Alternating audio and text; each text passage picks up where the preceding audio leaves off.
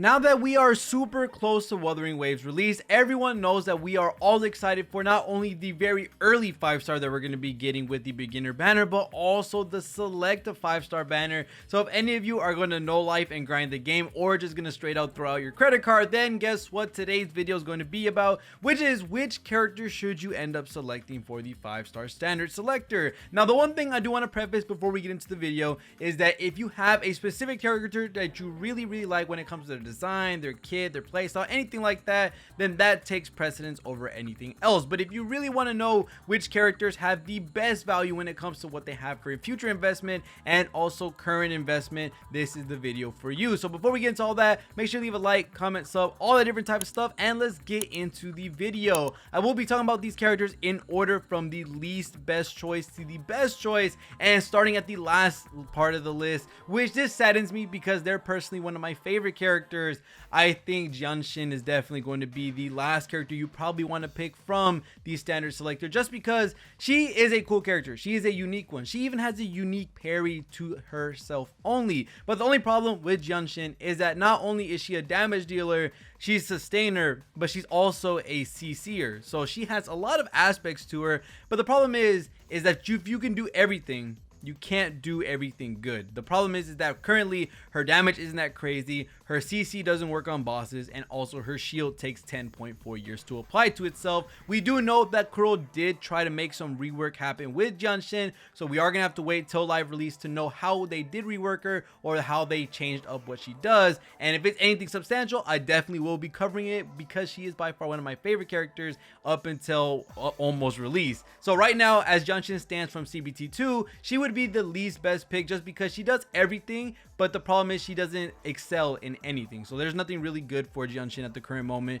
when it comes to picking a character that's going to suffice in one way or another. When it comes to the next few characters that we are going to be talking about, it is going to be in a switch position because one of them does have a support but isn't stronger than the other because the other doesn't have a support. So at the current moment, number 4 and 3 are going to be interchangeable in my honest opinion, which is Ling Yang and Encore. The only reason they're interchangeable at the current moment is because as soon as Encore gets a support, then she is probably going to be higher than Ling Yang in my opinion, just because we don't have a dedicated fusion support at the current moment with other elements that they do. Someone like Ling Yang actually does have a ice support in the game, or a glacial support, which is Sanhua. So if you have Sanhua, which is free for everybody, and you get Ling Yang, well, you already have one of the better pairings for the ice team because she does boost glacial damage, and that is what Ling Yang uses for his damage. At the current moment, Encore doesn't have a full-on support to help her, but she does have some interesting mechanics which you are able to switch out and in while she's doing damage,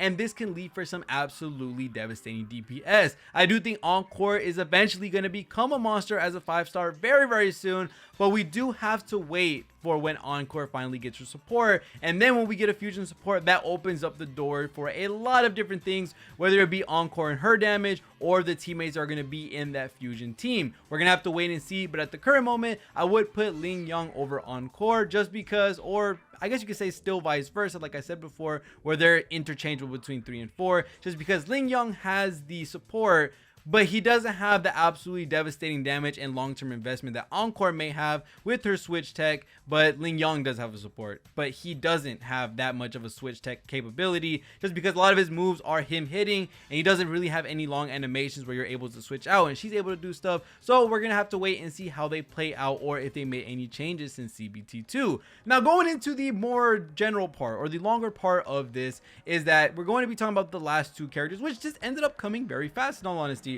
But these 2 characters are going to take a bit to explain. So the next character I would put, in my honest opinion, does depend on what exactly you have on your account at the start of the game. If you ended up summoning on Jian, or if you ended up summoning for your random 5-star, if you ended up getting a DPS out of that, which is Encore, Ling Yang, or Kaokoro, then I definitely would go for someone like Verena over Kaocharo or Kaokoro.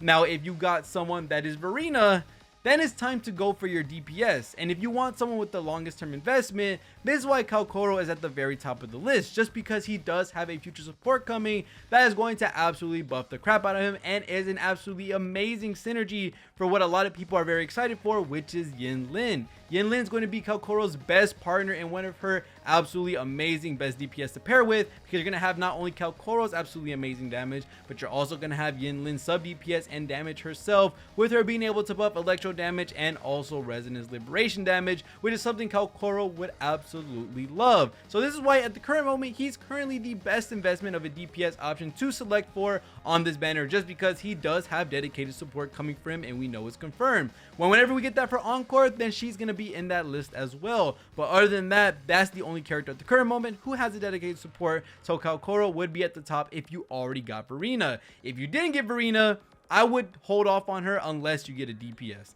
If you don't get Encore, if you don't get Kaokoro, if you don't get Ling Yang, or you don't get Jian, any of these characters, I would definitely pick a DPS up before I get Verena. The only reason I say that is if you have a busted support, which is Verena, which she applies healing, she gives a attack buff and also a damage buff for the whole entire team for a good minute, which allows you to keep switching through and also keep those buffs, something that not a lot of other characters have.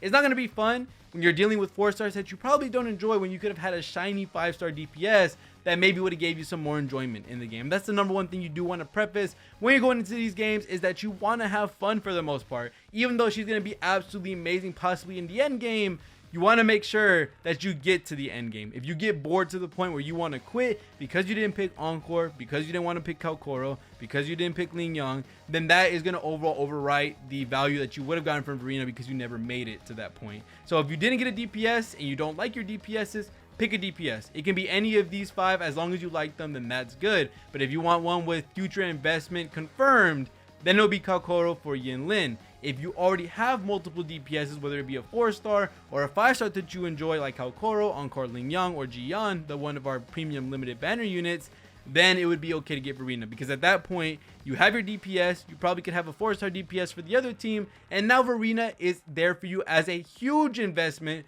for your team for the future portion of the Tower of Adversity or Diversity, I forgot which one it was. And having that, having the other endgame modes, and you will have a crazy support, which gives you healing, which gives you attack percentage, and also gives your team a whole buff. Not a lot of people have that. The only other person who has it is Baiji, and I think Baiji and Verena are going to be some crazy characters for a lot of different teams, just because their buffs last even after you switch out with one of those characters. So that's pretty much it when it comes to this video talking about the standard characters. At the end of the day, pick who you want for the most part. If you really like Ling Yang, go for Ling Yang. I'm even getting Jian Xin, even though I'm recommending her last, even though she has a shield, which doesn't really matter if you parry and dodge right, and also has CC. I'm not going to really be able to do anything with that, but I still will be picking her just because I absolutely adore her design. I love her style, everything like that. That's why I'm picking her, and that should be the reason why you pick who you want. But if you wanted to know the most optimal characters to pick, Kaokoro if you wanted the DPS, just because he has future support, and also Verena, who we know is absolutely busted if you already have multiple DPS. But other than that, thank you guys so much for watching all the way to the end of the video. Let me know what y'all guys think about the 5 stars that are in currently at the standard banner and which one you want the most. But other than that, thank you guys so much for watching. See you on the next one, and peace.